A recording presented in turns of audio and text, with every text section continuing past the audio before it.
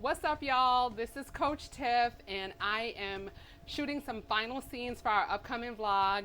And right now I am coming to you live from the treadmill because you know what? Your girl gotta squeeze it in how she squeezes it in, you know? So it is said that the only constant in life is change. By the way, I changed my hair color. Do you like? I'm also changing the format of our vlog going forward, and I can't wait to share this new format with you. Are you ready to do it? Let's do it. Let's go.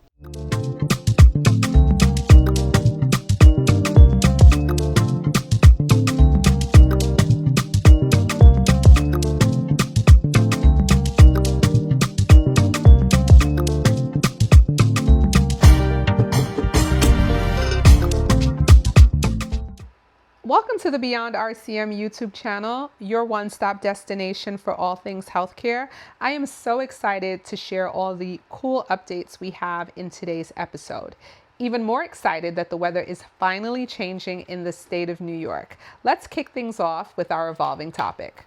Hey YouTube family, are you enjoying our new monthly vlog format? This is something new that we're trying out. We did it last month with the trip to the Philippines, and we thought we'd give it another shot this month and just kind of do the videos in a vlog format instead of you just watching me sit in a chair and talk for 10 to 15 minutes. So I hope you're enjoying the format.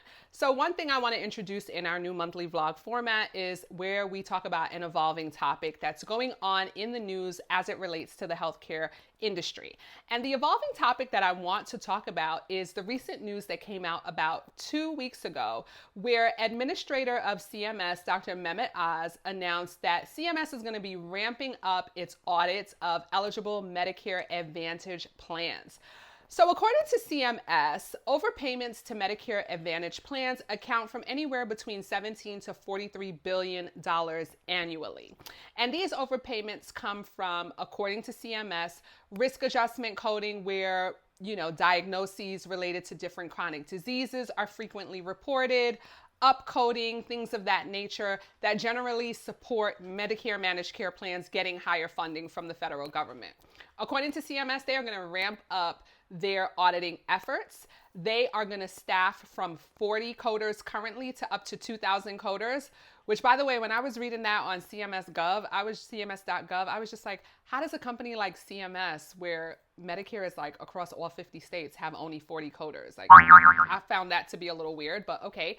But if you are a medical coder and you're looking to break into the industry, or you're looking to pivot from your current healthcare organization, CMS is going to be hiring coders. So you definitely want to continue following them to see those job listings.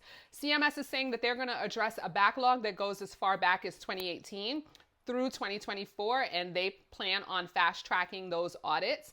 And they're going to expand the plans that they typically audit and the number of cases that they typically look at when they audit. So they are very serious about expanding their efforts to root out what they are calling fraud, waste, and abuse.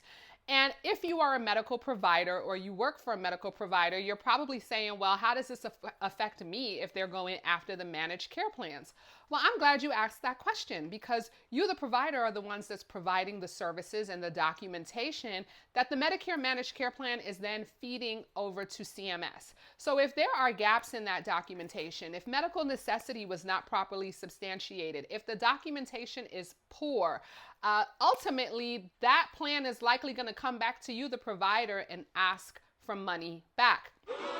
And as someone who works in the healthcare space and is very experienced with auditing and clinical documentation, I will tell you that there is often a disconnect between what the providers feel substantiates sufficient documentation for a medical service versus what we are trained to look at as substantiating medical necessity. So with this news that came out about 2 weeks ago, every medical practice that treats Medicare Advantage patients should be paying attention. If you know that there are deficiencies in your documentation, in your eligibility and benefits, in assessing patients for treatment, you need to get a handle on that as soon as possible and implement processes that are going to protect your practices, because this is definitely going to be felt throughout the industry. Not only the Medicare managed care plans are going to feel it, I can guarantee you that medical providers across this country and medical support staff is going to start to feel it as well, with increased chart reviews, increased amount of charts being requested. So you want to prepare and you want to examine your processes currently really critically and honestly, and look at ways that you can improve.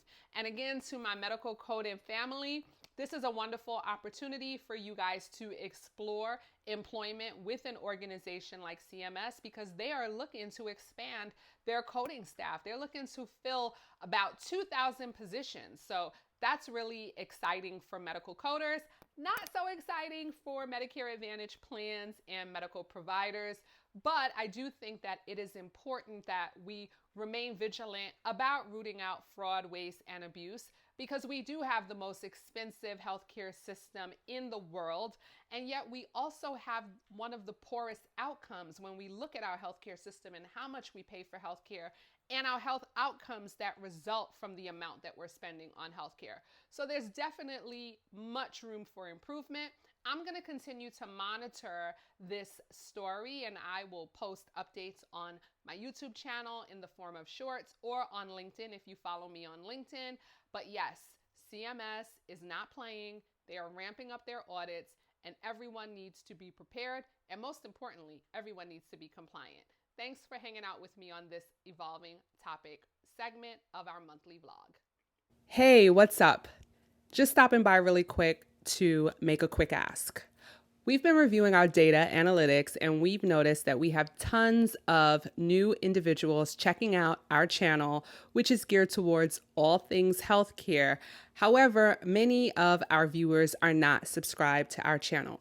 Subscribing to our channel allows our content to go into the proper algorithms so that we can spread knowledge related to the healthcare industry to all those who are interested or looking for guidance. So can you do me a favor? If you haven't done so already, can you please like, subscribe, and hit the notification bell? That allows our information to get into the hands of those who truly need it. Thank you so much for helping us out in this way. Let's continue being great together. What's up, guys? Wanted to just do a little change of pace. I am out here with my son who is bouncing his basketball, and I'm actually on my lunch break. I'm really happy that the weather is changing in New York. I love New York, but one thing about, are you okay back there? No. He's okay. One thing about New York is the winters can be pretty brutal, and I typically start to get seasonal depression around February mark. So when the weather finally changes and I am able to come out and enjoy this beautiful weather, I am super excited. So we're out walking. I'm on my lunch break, and we're just taking a quick walk. And I think it's so important for individuals who work remotely, like myself, to make sure that when the weather is nice, you all are getting outside and getting some fresh air and looking at the birds chirp. If you have birds chirping, I think it's so important. The other thing I really enjoy about the weather changing is being able to get out and attend in-person events, because working remotely, I do a lot of my meetings virtually, but then I have opportunities to go out and meet my team members and colleagues in person. And I remember when I worked as a consultant full-time, I would go down to the city about twice a week, and I didn't really notice the winters, the brutal New York winters, because I would get my fill and go out to the city, etc. But I did notice, I'm going up a hill, so I'm gonna get a little winded. I did notice once I started working full-time remotely, that I started to develop the winter blues. So I have to be very mindful of that around the February mark.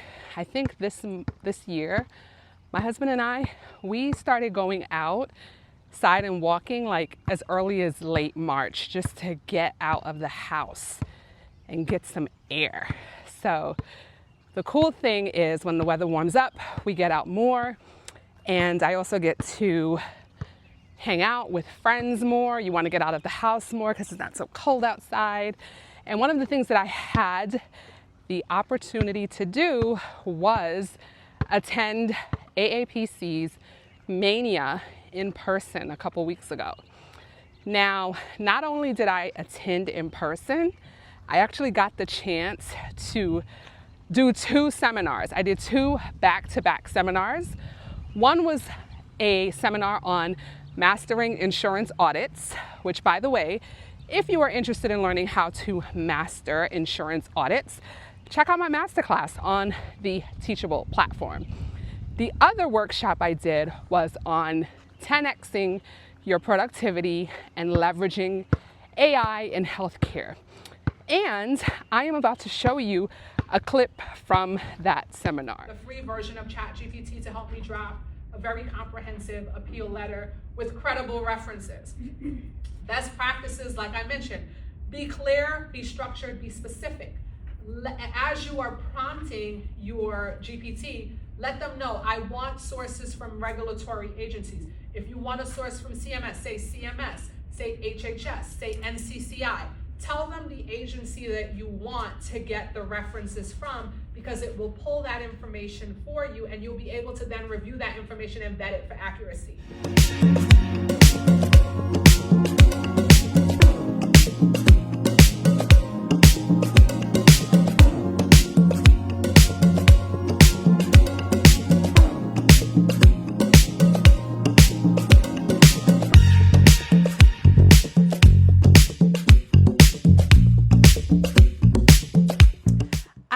Enjoyed that clip of me at this year's AAPC Maynia event for the Middletown chapter, where I was fortunate enough to headline not 1 but 2 seminars. So that was a lot of fun, and shout out to AAPC Middletown. And I also hope that you are enjoying this new vlog format. I became very inspired to switch things up after our last vlog video, where I chronicled my trip to the Philippines for my full-time employer. So coming off of that vlog, I said, you know what? I kind of like this new format. I think we're going to switch it up going forward. So I do hope that you're enjoying the new vlog format. Now, before we wrap up today, I want to take a moment to spotlight an organization that I think is doing really great work in the healthcare space. Now, a couple months ago, we were a little bit on pins and needles in the medical industry because we didn't know if telemedicine access, the way we know it currently, was going to come to an end.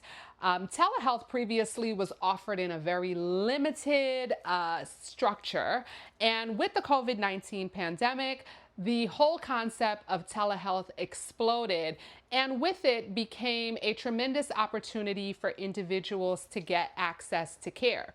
Now that the pandemic is in the rearview mirror, we do need to address what telemedicine is going to look like going forward in the United States of America. So far, what we are seeing is there's not been a final determination. What we've been seeing is that the concept of telemedicine keeps getting punted out several months, and ultimately we need to know what the final resolution is going to be. But when we were uncertain a couple months ago, this amazing colleague of mine reached out to me on LinkedIn. Her name is Christy Stevens, and she made me aware of an organization that she partners with called Connect MD. And what Connect MD does is they are a virtual medicine concierge service. They are not an insurance company. And the way their organization works is they provide access to care for individuals in need of primary care, wellness care, certain specialty services. They are able to also provide access to prescriptions in certain scenarios, and they're also able to provide mental health services. And these services are provided at a very low cost. Plans start at $60 and they range all the way up to $100.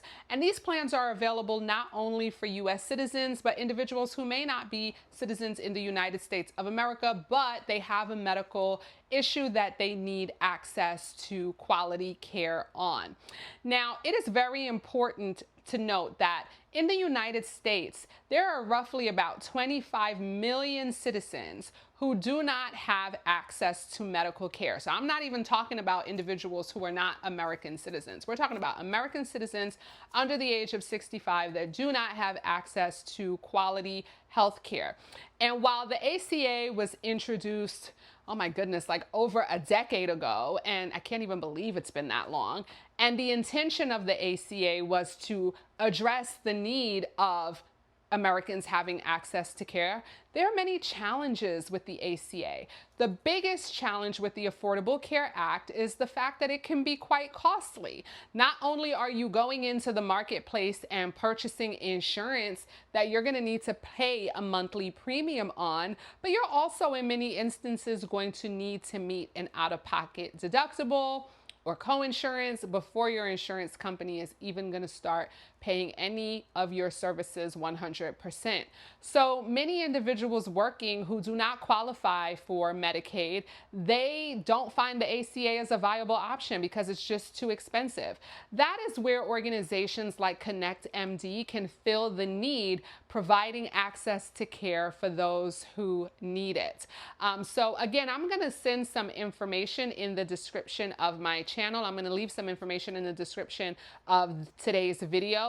And I encourage you to go and check out the work that they are doing. And if you are interested in applying for coverage through ConnectMD, you can apply for an individual policy, or you can also, as an employer, apply to give access to your employees.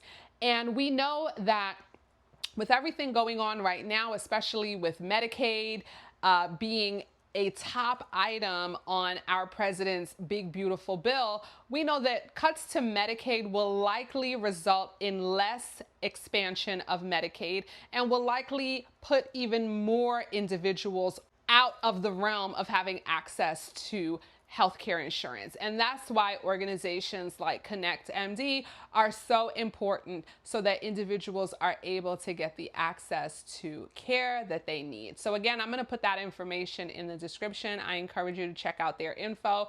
Christy is an approved broker of ConnectMD, so feel free to reach out to her directly if you are interested in learning more about this coverage. And that is going to wrap up this month's monthly roundup/vlog. Thank you so much for taking the time to hang out with me this month. If you have not done so already, please do not forget to like, subscribe, and hit the notification bell. And I can't wait to see you in our next video. Until then, peace out and God bless.